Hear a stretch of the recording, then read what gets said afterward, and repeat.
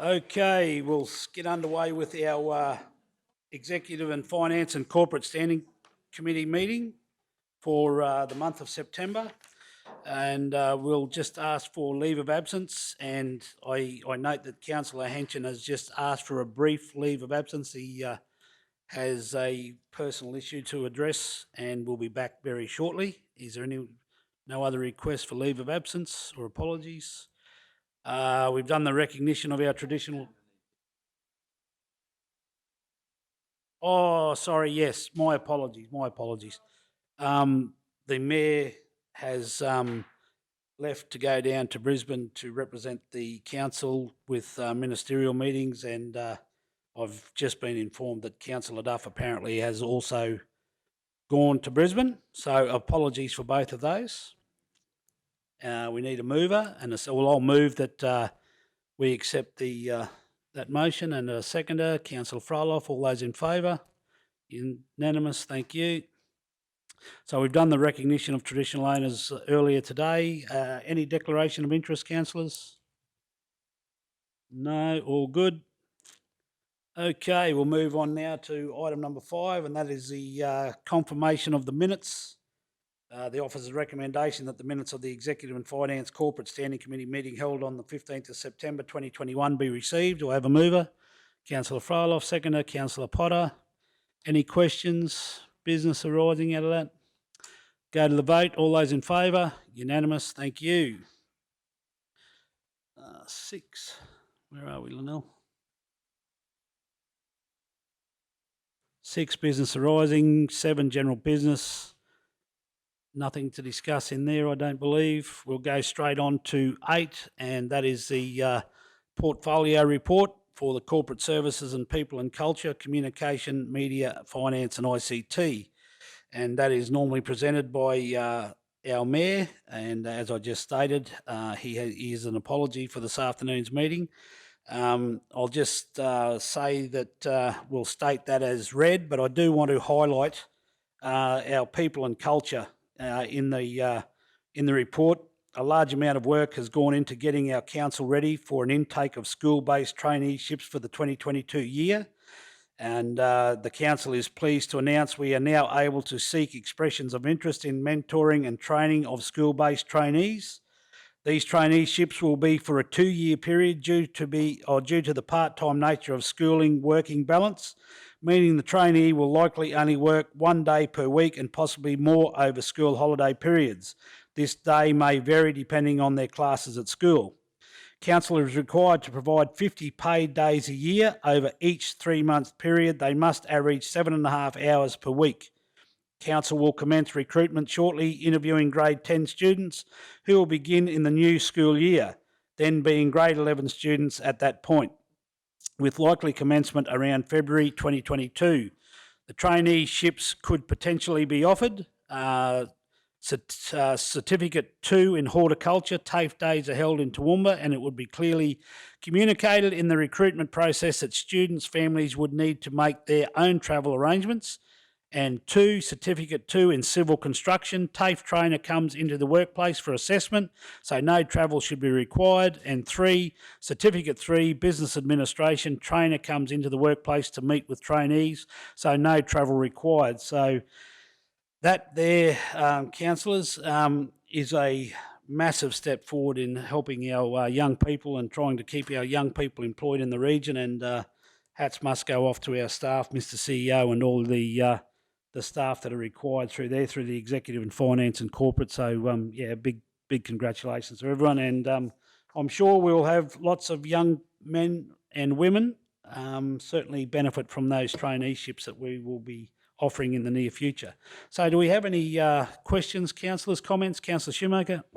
Yes, thank you, Deputy Mayor Jones. I had the pleasure last month when I was in Wandai actually meeting the records team just while I was actually out on some community consultation, and they were kind enough to show me around the Wandai Records facility. And I see it's in the report here. Huge shout out to that team. Actually really taking a look at how many records council actually has is quite extraordinary.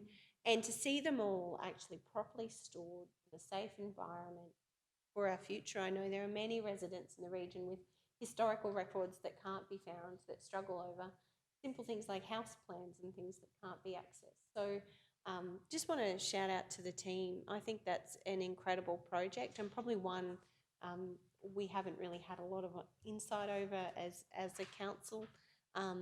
But I just think it's really great to see council with those kind of resources and really setting up that record keeping system for the long term. So thank you to the team for taking me along and showing me. And I think there's something in the pipeline maybe for other councillors as well into the future to go and have a look. But yeah, huge kudos. Really, really impressed with the system. So thank you. Thanks, Councillor. So the officer's recommendation that the Mayor's Corporate Services, People and Culture, Communications, Media, Finance and ICT Portfolio Report to Council be received. Do we have a mover? Councillor Shoemaker, seconder. Councillor Potter. All those in favour? Unanimous. Thank you. 8.2, the ALGA National General Assembly advice on motions.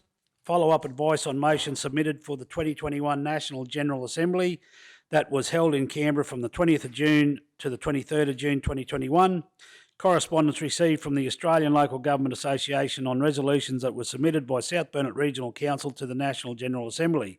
The officer's recommendation that the outcomes from the National General Assembly motions be noted and the report received for information. Do we have a mover? Councillor Shoemaker, seconder. Councillor Froloff. Comments? Councillor, before we go to the vote? Councillor Shoemaker. Just really impressive to see those responses. Certainly, as you know, energy policy is something I've been discussing and advocating for in this chamber for quite some time. And it's great to see that ALGA is advocating for the Local Government Climate Change Response Partnership Fund, which would consist of $200 million over 4 years to provide support to councils to help their communities reduce emissions and understand and transition into the future. And that really was the essence of the conversation that we had with Minister Taylor while in Canberra at the ALGA Assembly. So just really great to see that continued message will be filtered through that channel. And by all means, I think that fund could go a long way in supporting a region like ours. Thank you. Fantastic, Councillor. And I believe that you, through a resolution of council endorsed by the council, you're heading to Brisbane tomorrow to meet with the ministers and continue those conversations. So I wish you well, and I'm sure you'll do everything you possibly can to bring good news to our South Burnett region. Well done. Okay, so we need a mover and seconder. Sorry. That's right, we're going to the vote. Okay, the committee recommendation is that the outcomes from the National General Assembly motions be noted and the report received for information. All those in favour? Unanimous, thank you. 8.3, community consultation. A request was made by Councillor Duff regarding the process by which the portfolio and divisional councillors are included in all community consultation meetings held by staff with community members or groups. An update on the community engagement process as requested. The officer's recommendation that the report be received for information. Do we have a mover? Councillor Shoemaker, seconder Councillor Potter. Questions, comments, councillors? Councillor Shoemaker. Yes, thank you, Mr. Deputy Mayor. I'd just, if possible, like just some feedback from the staff in relation to this report. Thanks, Councillor. There's not a lot of feedback. It was a request made by Councillor Duff in an email with regard to community consultation. Literally in the précis, it's a direct lift from the email. Community consultation meetings held by staff with community members or groups.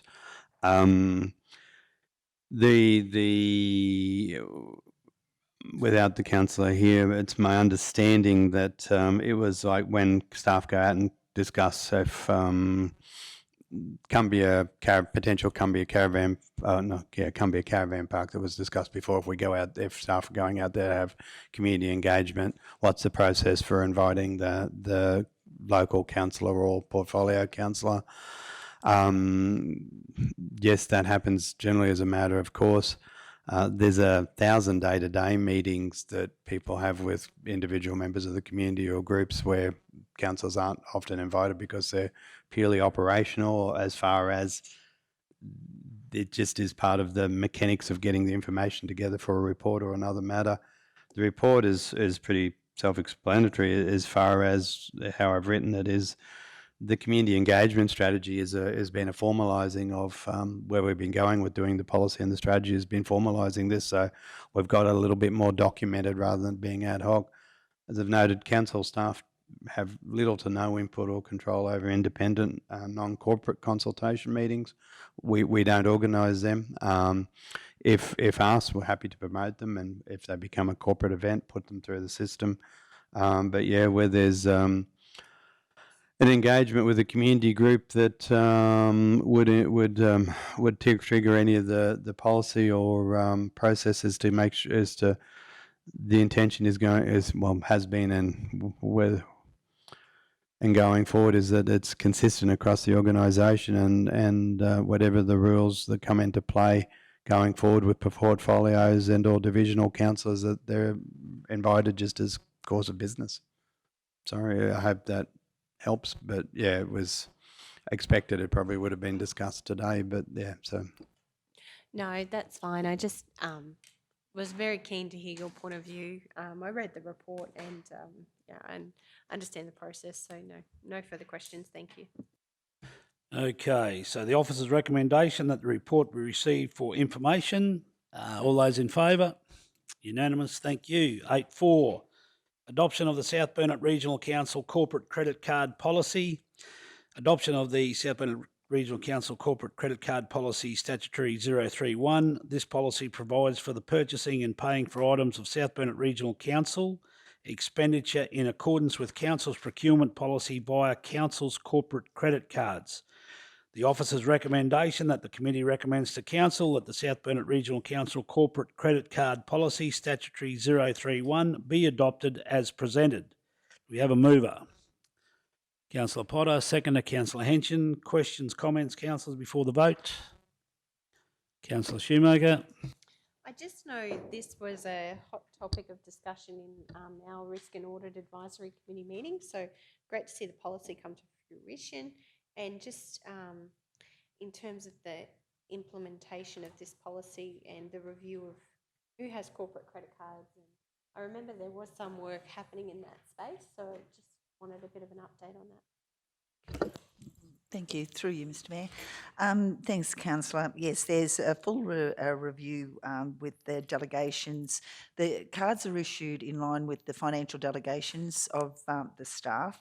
However, this policy and a lot of the credit cards will become redundant after we fully implement our centralised procurement process. But to date, the cards are issued. Prior to them being issued, officers receive training. They have to sign off on the policy to say they totally understand the policy. The policy clearly defines what can be purchased and what can't be purchased on the credit card. They're reconciled monthly. The supervisor or manager, whoever the person has a card who they report to, they sign off on each transaction, and that is reconciled back to the general ledger.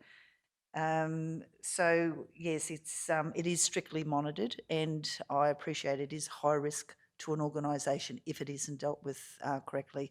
But you can be assured that every opportunity has been taken there to mitigate any risk involved. It's more for the efficiency of the council, where if you're booking a travel accommodation for CEO or me or something to go away, the credit card, the corporate card is used for that purpose. It's also used for some sundry items that raising an order or having that creditor added to our creditors list is just time consuming, it's onerous, and it's not cost effective. So does that, you're happy with that? Yes, Councillor? thank you for the clarity. Thank you. Okay, no further questions, councillors. We'll go to the vote. The committee recommendation is that the committee recommends to Council that the South Burnett Regional Council Corporate Credit Card Policy Statutory 031 be adopted as presented. All those in favour? Unanimous, thank you. 8.5, adoption of the South Burnett Regional Council Financial Hardship Policy Statutory 012. The South Burnett Regional Council requires all property owners to pay their rates in full by the due dates shown on rate notices. However, council recognises that there are cases of genuine financial hardship that require respect and compassion in special circumstances. The officer's recommendation that the committee recommends to council that the South Burnett Regional Council Financial Hardship Policy Statutory 012 be adopted as presented. Do we have a mover? Thank you, Councillor Shoemaker. Second, Councillor Henson. Questions, comments, councillors, before the vote? Okay, we'll go to the vote. All those in favour? Unanimous. Thank you. 8.6. Adoption of the South Burnett Regional Council Media Relations Policy, Strategic 001. South Burnett Regional Council is committed to ensuring resident, key stakeholder and wider community communication about council operations and decisions is delivered in a proactive manner. The officer's recommendation that the committee recommends to council that the South Burnett Regional Council Media Relations Policy Strategic 001 be adopted as presented.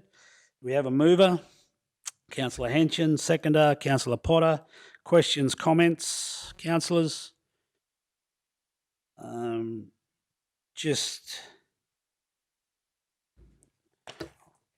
actually haven't read this section. So, Mr. CEO, just a question on note, or you may be. So, version 1, version 2. This is a acting deputy mayor, acting mayor.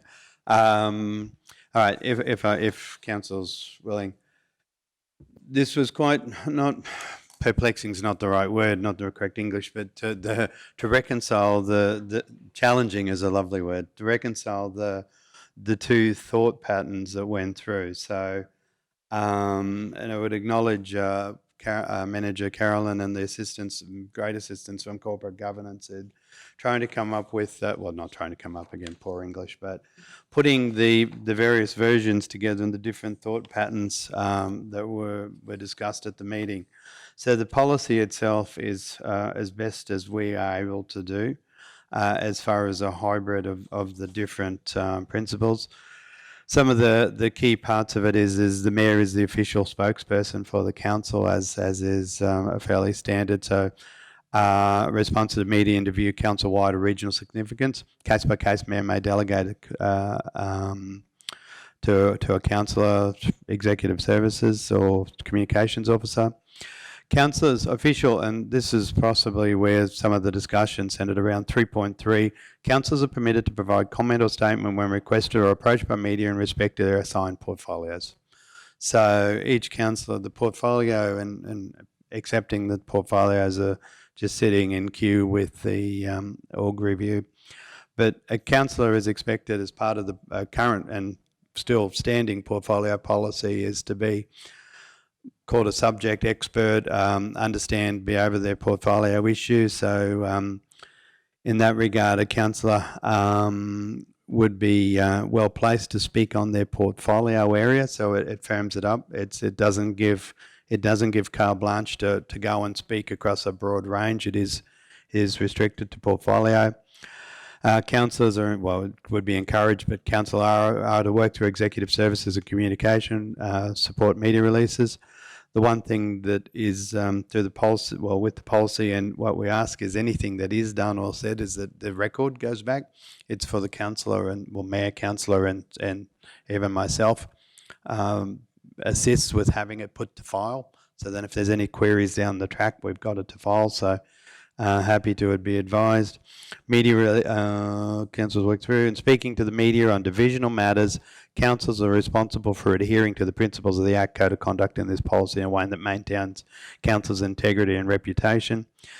And councils are well aware of the need for distinguishing between a personal opinion and comment, and also then the decisions of council. All those normal rules apply. It doesn't matter whether it's a media policy or not, as to what is an official council statement. Media releases will be managed by exec. Portfolio councillors and general managers are encouraged. We are forever chasing content. So the more the people can send in, and quite often we don't get a lot of independently submitted content. So for other social media or more formal media releases.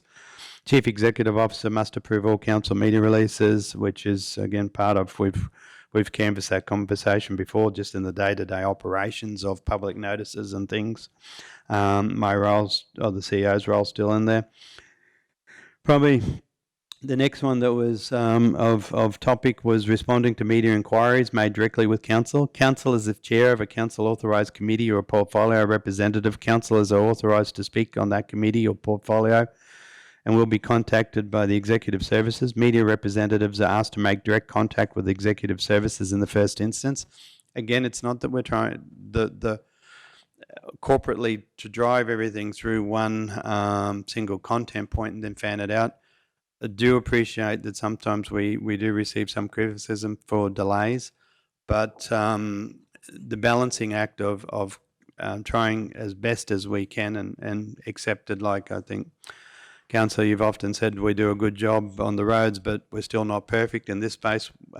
We continually strive to improve, and we continually improve. Not all the times are we perfect, as far as but as far as humanly possible, we will err on the side of caution to ensure accuracy of the information that's put out. So, and having that direct contact, it allows a record of the contact, and then if there's an issue comes up down the track, you can actually track back through the record and track the contact. Now, I know it's tempting for some agencies to go direct to the individual, but we would appreciate it coming through the central point so it can be tracked. Really, other than that, I don't know. The rest of it's sort of pretty much. I don't think there's anything else in there that's too stunning. But yeah, so it's put forward. It was again put forward today as a we circulated it we put it through the governance process again, to be fair, to allow everyone comment on it, and we've had little to no comment back. So it's tabled for council's direction as to where you want to go next. Thank you, Mr. CEO. Councillor Shoemaker.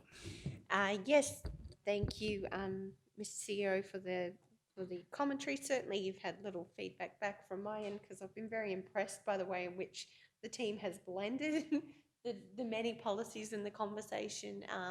I do feel that this policy is an accurate. It aligns with the ethos of the conversations that we've had here in this chamber. Certainly, the words councillors are permitted to provide comment or statement when requested or approached by the media in respect of their assigned portfolios is fabulous, as is the opportunity for councillors to receive an invitation to an official event should it come through the Executive Services Office, and opportunity for councillors, which I know we've been doing on a rotational basis, to all provide content to the advertorial that council undertakes in our South Bennett today. So all in all, I'm very happy. I think this is it's an improved process. I would, however, it's the council's media relations flow chart. I just probably want to confirm that it will be amended to align with the principles of this policy. But certainly the freedom as an elected representative to speak with confidence to the media is certainly been my intention. I know the intention of my fellow colleagues. So it's wonderful to have this change in the policy, and I'm fully supportive of what's here on the table. Thank you. Councillor, just to answer your question, the procedures will be done procedures come through as an operational document and under my signature. The policy, yeah, short answer, yes, absolutely. We just need the policy in place, and so then we can panel beat the procedures to match the policy. Yes, excellent. Thank you. One last question from me, Mr. CEO, for clarification. So if the media, I'm walking down the street, the media come to me and ask me something other than roads and drainage and other than something in my division, am I allowed to respond to that? And if so, or do I have to then just notify you and the media team that I've had that conversation? Is that how it works? Okay, so if the media is walking down the street and they ask you about How did we go last year with the TIDS funding, and did we get all our money spent as a portfolio holder and actually council's appointed representative to RRTG? Whilst it's not the chair, it's still the council appointed representative to that body. You would be authorised to comment under the Act. I would suggest it's probably not the best procedure for media to ask you direct like that, because you may not have all the information available to you at that point in time. If they are talking to you as divisional councillor, I think that's fine. But if it was to come and talk to you about the asked you a question on the media portfolio, which you have no portfolio representation on, and or not, I would refer them back to council for the be pointed to the appropriate spokesperson.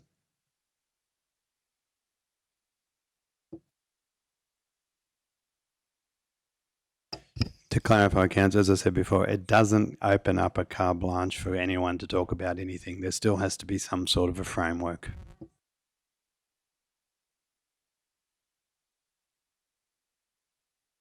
So,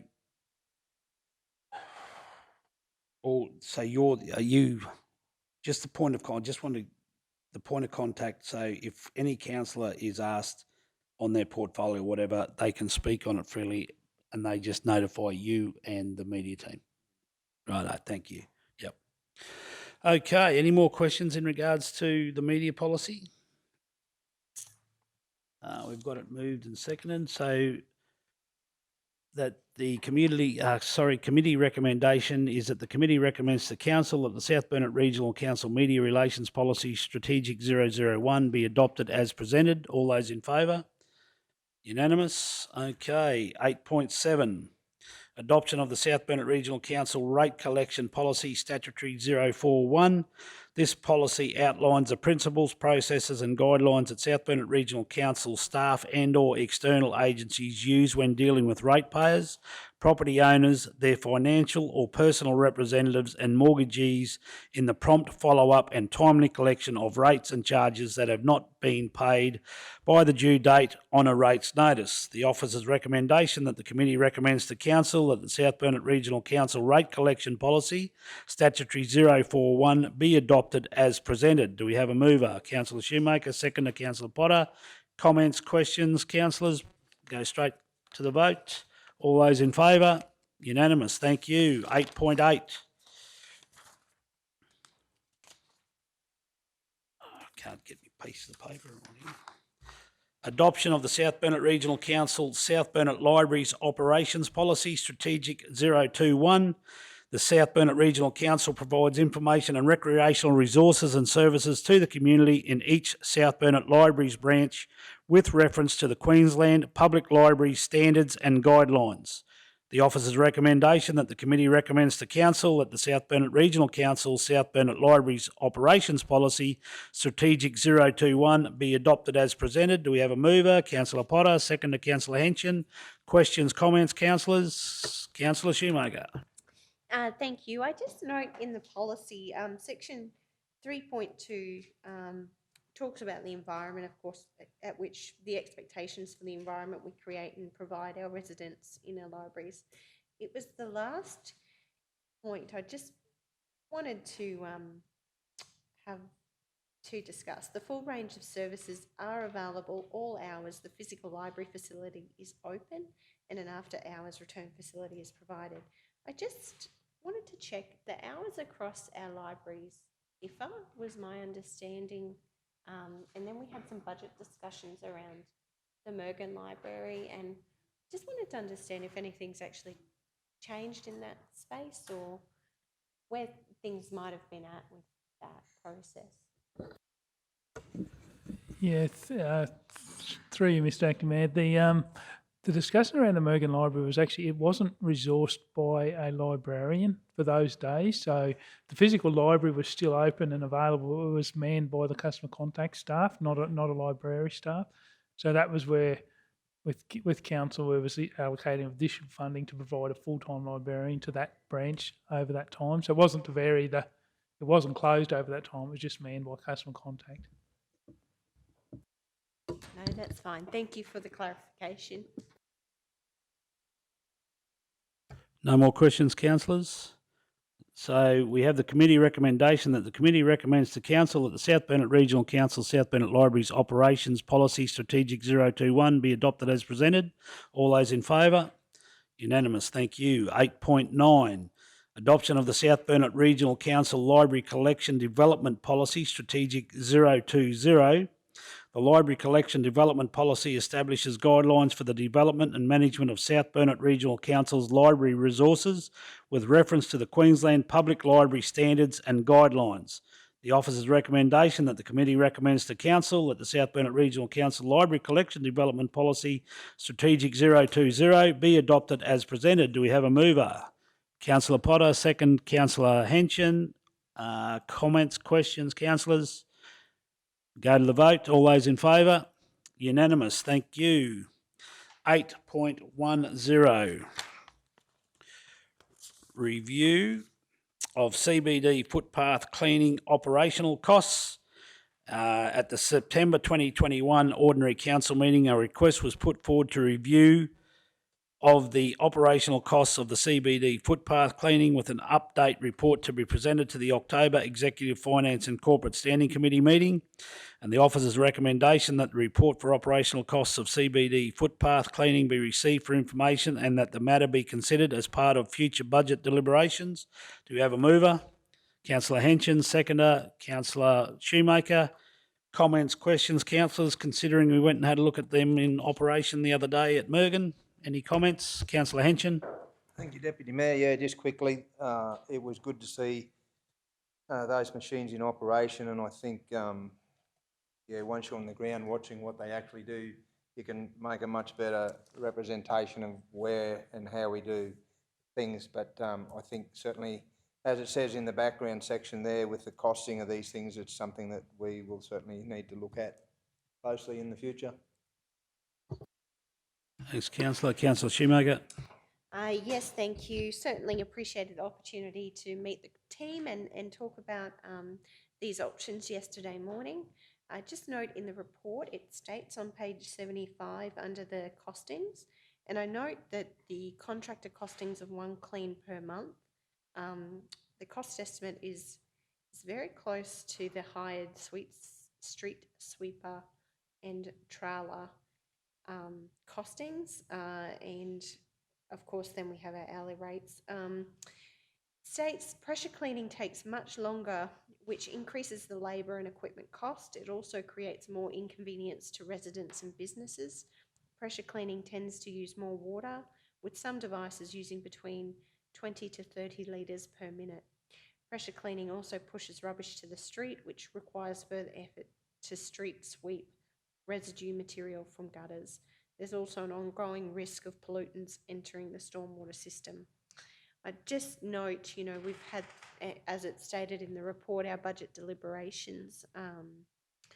I am probably keen to progress or give the staff some direction in this space, and I'm mindful that our portfolio holder, Councillor Duff, is not present. But I do think this is something, after seeing that equipment yesterday and certainly talking to the staff and understanding the challenges they face in keeping our CBDs clean to an acceptable standard, I really do think this could offer some improved efficiencies and better outcomes for our residents.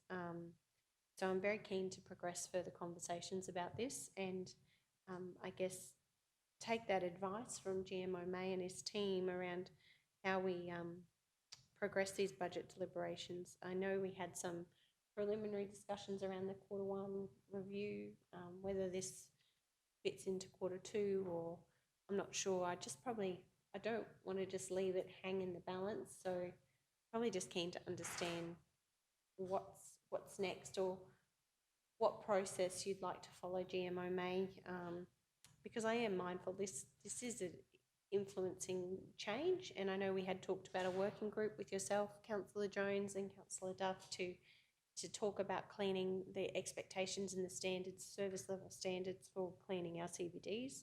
The extensive work that's happening in Kingaroy, I know, you know, we are starting to see some of that footpath dining on Alfred Street, which is fabulous, but it does mean more coffee spills and more rubbish and things in the area. And also mindful of the extensive spend coming up in Blackbutton, of course, further down the track, Cumbia. So probably just keen to understand from any advice you have, GMO May, in terms of how you see this process, or what process you would like to see council sort of follow with this information. Will there be a workshop or further discussions? Keen for your advice. Jim. Yeah, thank you, Mr. Mayor. So this report was just about confirming those higher figures. So we had the fleet team review the higher rates that we had initially estimated on that, and they have come back lower than initially cost. So I think it's the new fleet modelling. Between doing the budget and now, they've actually got the fleet module up and going, so we're able to do a lot more accurate assessment. So that was confirming those higher costs. Since the report was written, then as you said, we had the chance to view the machines yesterday. So it was probably following on from that. It is a second quarter budget discussion on does council want to pursue these, because it does come back to that service level discussion, and there is a working group that's been established to progress that. But do we want to? Obviously we can introduce those machines, and but yeah, it does come with the additional costs as highlighted. So yeah, more than happy to try and incorporate that into in the coming months and have that. So and just work with the fleet team as far as access for the machines. Thank you. Do you see some sort of after perhaps your working group meets, some sort of workshop or discussion that can be had across council, so we're all very clear on? I guess I would like to see the bigger picture. Like, I know the budget feels like a distant memory. It's almost blurry in my mind because there was so much discussion. So just probably keen to hear how, if we're talking about a change in service like this, it's great to see such in-depth cost estimates done, and that we're seeing those benefits of the fleet, changes in the fleet management system. But yeah, I'm just probably keen so that this doesn't become political, but actually inspires meaningful change in the operation, and is change that we could cope with. GM Finance, yep. Thank you. Through you, Mr. Deputy Mayor. Councillor, there's two issues here. There's obviously the service level issue, which General Manager May can obviously deal with and support you in. Part of the plant and fleet review is a recommendation that we form a governance committee as well, to be part of a process where that committee will make recommendations to council. As we stand as part of the budget negotiations we've already set our capital budget for this financial year, and that has been adopted by council.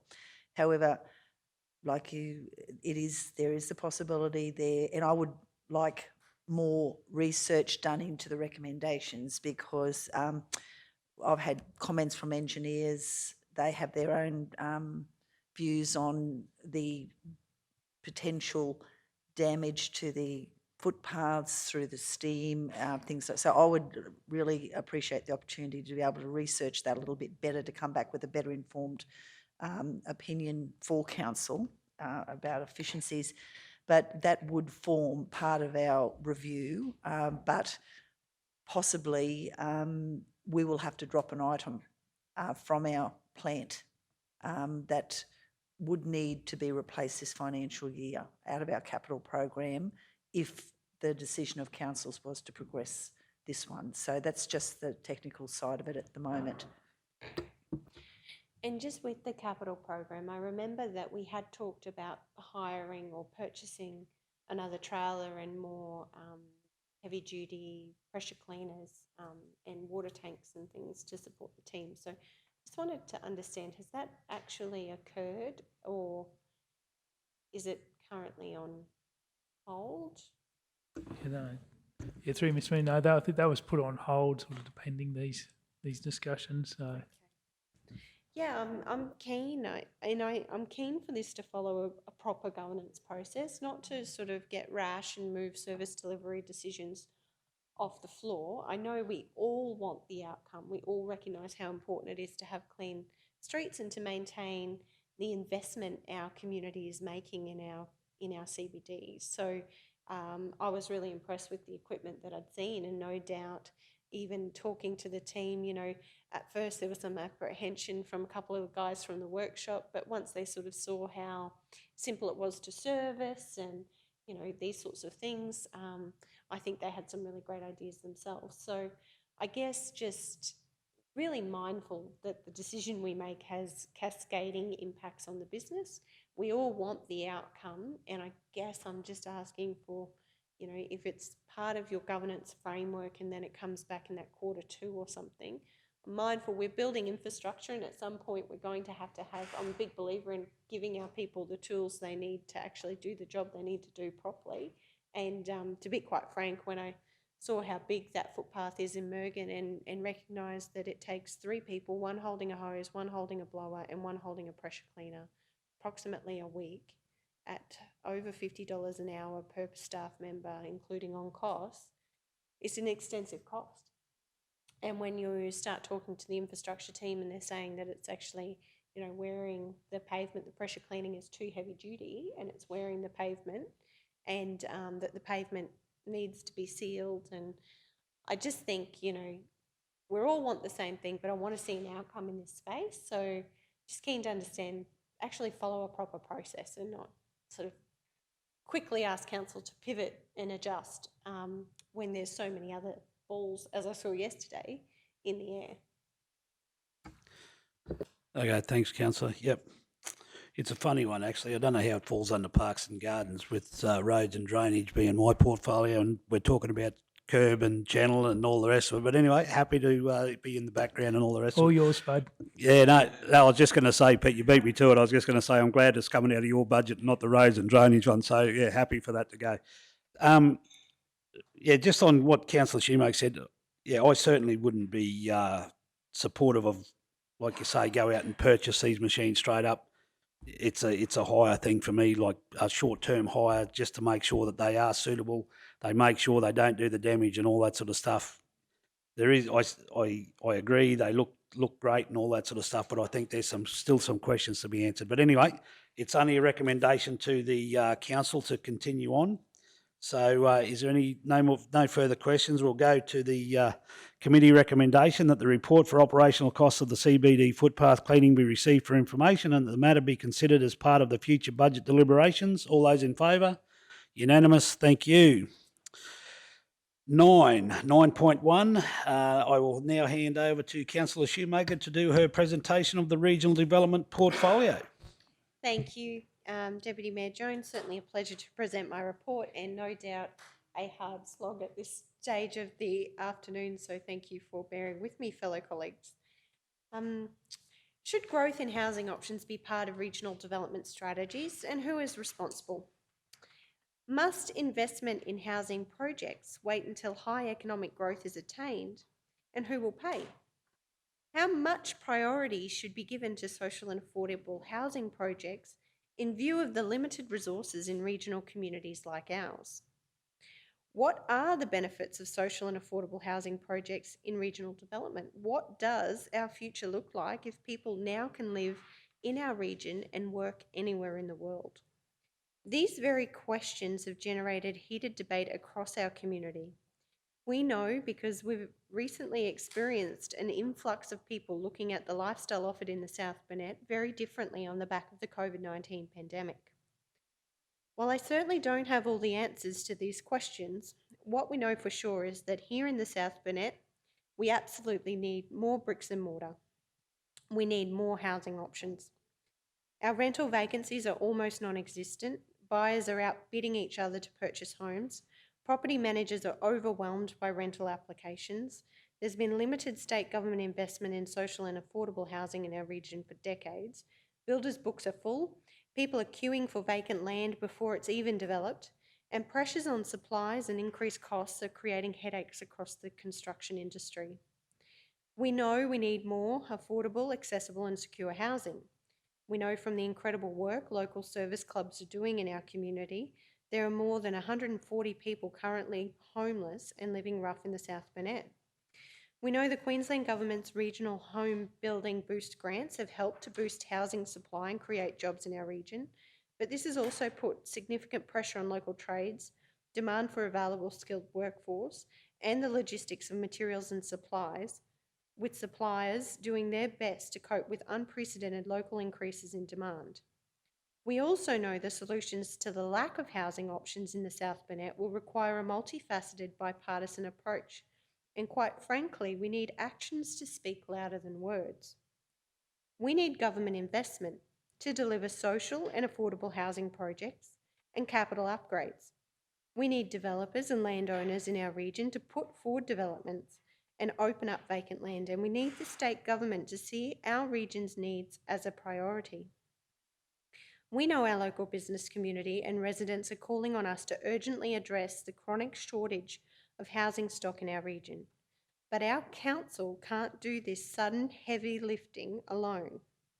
We need genuine collaboration with all levels of government, industry, business, community organisations and agencies to achieve the best possible outcomes for our residents and take this opportunity for rapid growth and make it sustainable.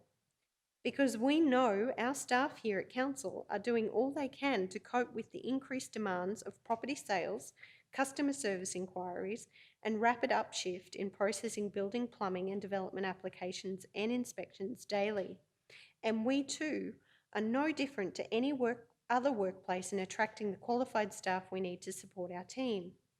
According to the recent Commonwealth Bank data, vacancies in regional areas are at an all-time low compared to capital cities, with an estimated 11% increase in Australians making the regional move. It is believed the rising house prices in capital cities and rapid adaptation brought by technology, meaning you no longer need to live where you work, is making the move to regional areas like the South Burnett much more realistic. CSIRO research also suggests that by 2060, 5 million more citizens will choose to live outside capital cities in Australia, creating satellite cities roughly 2 hours from the capitals. Brisbane is 214 kilometres from Kingaroy. Just think about the anticipated growth in the areas surrounding our region by 2060 if these projections are accurate. What does the South Burnett look like by 2060? This sharp correction is a challenge. Clearly, the leaders before us have been focused on sustaining our region on the back of the trending decline in population growth from 2014 to 2018, evidenced by the Australian Bureau of Statistics data. We are now needing to dramatically shift gears and prepare for population growth. While the growing base of ratepayers is needed in our region, the sudden pressure on ageing infrastructure and council's resources is a challenge. The need for additional housing, renewed infrastructure and land use planning into the future is clearly paramount. While I do believe this council accepts the challenge, we clearly cannot solve the problems we face alone. I also believe it's pertinent to report to our community the many projects council is currently undertaking to support and enable improved housing outcomes and growth in our region, including the available land assessment, the major planning scheme amendments. We're actively participating in the new generation of statutory regional plans with the state government to ensure broader regional outcomes are achieved through the application of state policy and local planning. We're investigating options and partners for a pilot project to support residential housing outcomes in Kingaroy. We've implemented the Development Incentive Scheme policy, which has brought significant developers to the table, and if their projects are constructed, these would help to provide some housing relief. The Maturing the Infrastructure Pipeline program, commonly known as the MIP, which has developed a long-term robust capital works program and funding strategy to replace our failing water infrastructure and enable residential growth. We're also continuing to advocate with relevant state government agencies and ministers. As per the Council Resolution 2021-357, I've been working with the team and community leaders to identify a potential partner and explore some options for collaboration in the pilot project to support residential housing outcomes here in Kingaroy. I look forward to bringing a partnership proposal to establish a memorandum of understanding for Council's consideration soon. I've also been researching digital job opportunities, and in doing so, we have been invited to visit the Parigion Beach Digital Hub. The Hub is a world-class workspace for tech entrepreneurs, digital professionals, and remote workers. I'll be looking to set up a meeting with the team to discuss their learnings and to understand how these may be applied to the South Burnett with key stakeholders from our region and my fellow colleagues. The pandemic has clearly demonstrated that the digitisation of our economy beyond our geographic boundaries is possible. It's my view that with digital connectivity, there is a giant opportunity for residents to tap into jobs that aren't based in our region. In a digital future, it's no longer about where you live. If you have a computer, you can have a job and essentially work with anyone across the globe. Just recently, I met an Arabic interpreter who's living here in Kingaroy. His wife is a nurse, and every night he works with his colleagues who are based all over the world. Isn't that amazing? And we all know that he is not alone. In my opinion, we need to share stories like these and help to normalise the role of digital jobs in our local economy. I'm working on a project plan to understand who is living in our community and working remotely and what would improve their productivity or working environment here in the South Burnett. How can we support people working remotely and encourage residents to look to opportunities like these into the future? Once again, I don't claim to have the answers. However, I believe by working together, we can influence greater outcomes, economic outcomes here. I also recently was invited to the Visit South Burnett's committee meeting, and I'm pleased to report the membership is continuing to grow, and the team are focused on industry-led tourism outcomes for the South Burnett. I certainly look forward to the next meeting. I'd also like to thank Tim Sawyer from CCIQ and the Baido team, Prue and Nikki, for all of their support in coordinating the business forum in Nanango yesterday. Together, attendees considered the following questions. When it comes to business and commerce, what does your town do well? What's your point of difference that makes your town stand out from other towns? When it comes to business and commerce, what does your town not do so well? And what might be impacting or holding your town, stopping it from taking advantage of opportunities? In terms of economic development, what are the key things missing? What core value add to the business or industry landscape? And what would help drive economic development in your town? The valuable feedback gathered at this forum will help inform the progression of the Regional Development Action Plan, and I plan to bring a report back to Council soon. Later this month, I will be participating in a webinar designed specifically for member councils in the 3 Queensland Renewable Energy Zones, covering Northern, Central and Southern Queensland. I've circulated the details with my colleagues and believe it's important that we all participate and listen to the state government's plans to conduct stakeholder engagement, invest in strategic network upgrades to unlock new renewable generation, streamline the development of new renewable energy projects, work to match new and existing industrial energy demand with affordable and reliable energy, and deliver genuine benefits to our communities. It's important we understand the Queensland Government's commitment of $145 million to establish 3 renewable energy zones and position the South Burnett as a renewable energy investment destination of choice. I've also been working with the Acting General Manager of Infrastructure to schedule the first National Water Infrastructure Development Fund Project Advisory Committee meeting for the coming weeks. In closing, later this week, CEO Mark and I look forward to meeting Baido's newly appointed CEO, Jacqueline Laidler, who I was lucky enough to meet yesterday. Ms. Laidler has extensive rural sector experience and first-hand knowledge as a beef producer operating 2 properties with her husband, Scott. In saying that, I would like to move that my report be accepted. Thank you. Thanks, Councillor. Very extensive report. Do we have a seconder for that? Councillor Froloff. Any questions to the councillor in regards to the report? Acting Mayor, Mr. Deputy CEO. Mayor, the councillor very kindly mentioned the MIP project, and If I could give a big shout out to Manager Lowe, you would have possibly heard the news or possibly not. The IPWA, Institute of Public Works Engineering Australasia conference is on this week where General Manager me and Jed and different ones are acting GM are at. Last night, Tuesday, yesterday, last night, at the awards, the MIP project received a highly commended, which for mine is second, in the awards for excellence.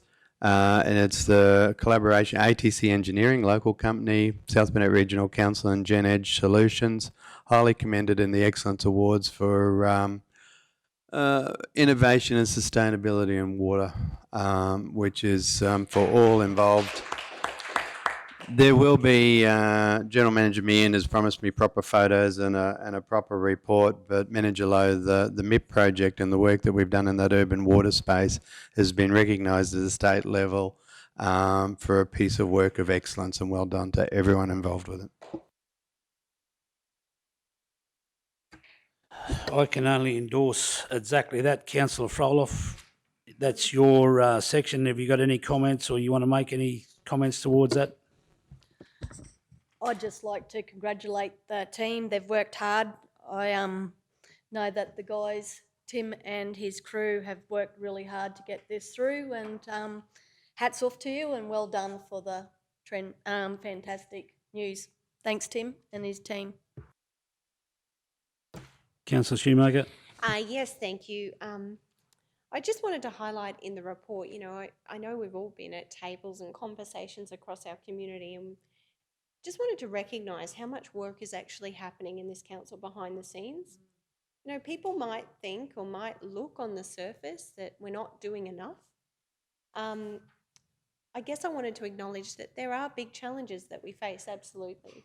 But we've got incredible teams like Tim's who are just working quietly in the background, and to be acknowledged, with an award of excellence just goes to show exactly the kind of outcomes that the team are producing here in the South Burnett. So, big reason for my report was just to demonstrate that, yep, we know it's tough, but we are working hard and we are working together, and we're working across many complex issues which do not have simple solutions. While they'd be nice, they're not sustainable. And I just cannot speak highly enough of the work that is happening for this small regional council with the limited resources that we do have to actually make a difference in some of these big picture items. And I'm sure you'll agree, the announcements around the community hospital just recently and the other kinds of projects in the pipeline certainly go to show just how hard everyone really is working. So thank you for your time this afternoon, and thank you and congratulations to the team. Thanks, Councillor. Councillor Froloff? Sorry, thanks, Deputy Mayor. Through you, Deputy Mayor Jones, can I ask CEO Mark Pitt, this is a good news story. Can we please get this out in the media about the water teams and the MIP project? We certainly will, Councillor. As I said, General Manager Meehan has promised me some better. There's a couple of photos of that he sent through last night by text, which are not. I think the pixel quality may not be the best. So we'll certainly get the information out. And actually, and picking up on all the points. So and then a little bit more about the story. The thing that there's several aspects to it, if I may expand on it as well. The fact that it turns up in an economic development, a regional economic development report, a water infrastructure, it's the core bread and butter of council is partly economic development is much more than talking about things. It's that physical infrastructure that enables industry to develop. And this piece of work is, whilst it's an infrastructure project, it's not just an infrastructure project, because the planning and the work and so very, very proud of Tim and the team and all the guys, and a local company, ATC Engineering, Gen Edge, who we deal with quite a bit, to be recognised in this scale. It's this sort of work that has to be done at the front end of the system to allow the outcomes at the back end of the system. And yourself as a portfolio holder, it's just an excellent example of where we're pipped when you see the full list of a massive amount of nominations for awards this year for IPWA, and it was no mean feat to score a highly commended, given the high volume. But yeah, absolutely, we just need to again get the information, and we'll get it out. The presentation's only last night, so we're just waiting on the information to be released by IPWA, and the criteria and a few bits and pieces, and off it goes. Thank you, CEO Mark. Would we be able to, I know there's a lot of people that work behind the scenes too, like Manager Tim and the guys, the water team also in Anango, so I'd like to have them all part of it, just not the general managers if possible. But one last thing before I sit down, and that is that Councillor Jones and I had the pleasure of attending the meeting yesterday with the CCIQ and BIEDO. Hats off to Councillor Shoemaker, it was a tremendous day. And CEO Mark, sorry, you were there, and a couple of other councillors. Hats off, I got a lot out of it, and well done, Kirsty, and all to doing that.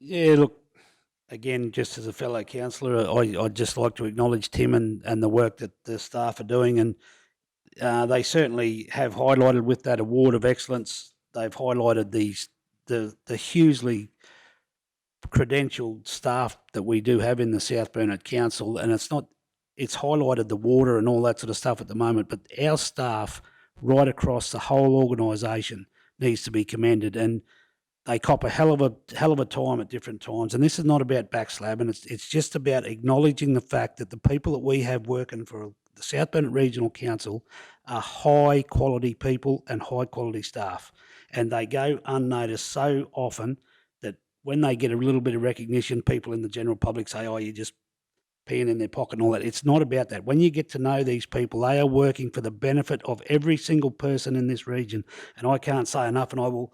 Well, every time I'm a councillor, I will continue to support and speak highly of the staff that work here. So congratulations, Tim, and to your staff, well done, and to every other staff member across our organisation. I personally certainly appreciate every single one of them, and I couldn't do my job as well as good as I think I'm doing, and obviously, yeah, it doesn't sit well in some parts of the community, but without the staff, my job would be so much more difficult. So if anyone in the room today, could you please pass on my thanks, and I'm sure I'm speaking for the rest of them, that we really do appreciate the men and women that work here for this South Burnett Regional Council. So thank you, and well done to you guys. Okay, so the portfolio report there from Councillor Shoemaker. The committee recommendation is that Councillor Shoemaker's Regional Development Portfolio Report to Council be received for information. All those in favour? Unanimous. Thank you. 9.2, Regional Development and Tourism Monthly Update. This report provides an update on the South Burnett Regional Council's Regional Development and Tourism section for the month of September 2021. The officer's recommendation that the Regional Development and Tourism Monthly Update for September 21 be received for information. Do we have a mover? Councillor Froloff, seconder. Councillor Henson, any comments before we move on? Councillor Shoemaker? I just wanted to acknowledge you'll read on page 83, volunteer Ralph Argue commenced bus tours around Kingaroy 15 years ago. The bus tours have become a popular addition to the services offered at Kingaroy Vic. And on the 30th of September, Ralph handed the reins over to volunteer Rhonda Callow to continue with this popular service. Certainly, I think 15 years of service to our community, sharing Kingaroy's story is pretty incredible. And CEO Mark, I was just going to ask if we haven't already, could we please write to Ralph and express Council's sincere thanks and gratitude for his service to our community over these past 15 years. No doubt the Visitor Information Centre won't be the same without those Ralph's tours. So, yeah, and all the best to Mrs. Callow, who's kindly offered to follow through and keep the service going. So thank you.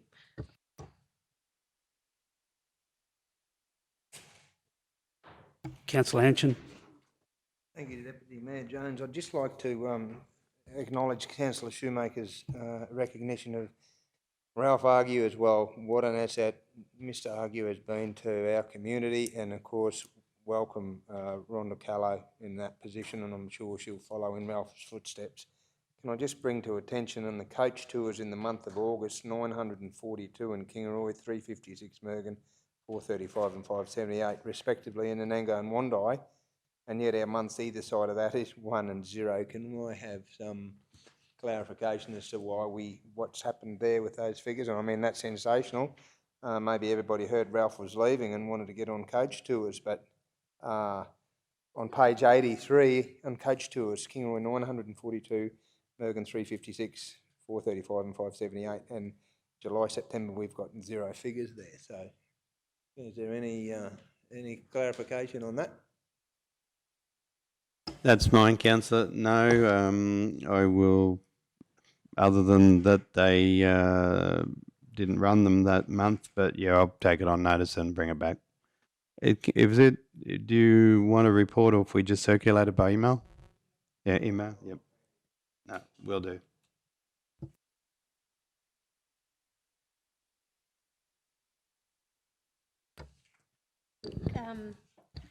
Perhaps just be good to confirm that, because the volunteer hours as well for August don't seem quite right.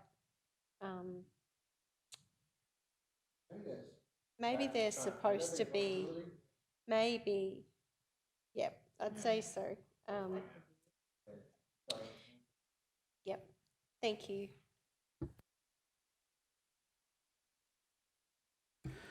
Okay, any more questions, councillors? No? So we have a letter to express council's thanks and sincere gratitude to volunteer Ralph Argue, and we have a question on notice, coach tour numbers for July and also volunteer numbers. And that'll all be part, will go therein with the committee recommendation that the Regional Development and Tourism monthly update for September 21 be received for information. All those in favour? Unanimous, thank you. This is the one we've been looking for. 9.3, South Burnett Regional Council Tourism brochures, for different reasons, Mr. Seer. This report provides an update on the South Burnett Regional Council's tourism brochures produced both internally and externally, and the officer's recommendation that the South Burnett Regional Council tourism brochures report be received for information. We have a mover, Councillor Henshin, second Councillor Froloff. Comments, questions, councillors? Pretty straightforward. Go to the vote. All those in favour? Unanimous. Thank you very much. That brings us to the confidential section, which we have none of.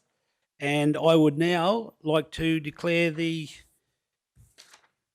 Executive and Finance Corporate Standing Committee meeting for the month of October closed at 2:42. Thank you all very much for your participation. Enjoy the rest of your day, and we'll see you all later. Thank you.